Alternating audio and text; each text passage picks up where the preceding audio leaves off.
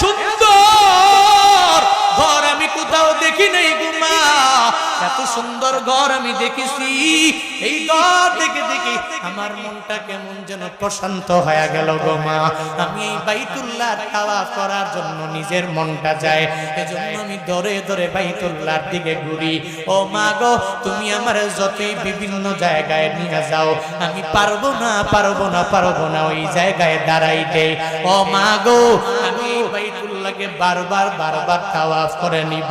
ও ঘাটাইলের মুসলমানেরা যারা হাজী সাহেব জিন্দেগিতে প্রথমবার বাইতুল্লাহ জিয়ারত করেছো, ওই বাইতুল্লাহ দেখে চোখের পানি একটা মানুষও ধরে রাখতে পারে না।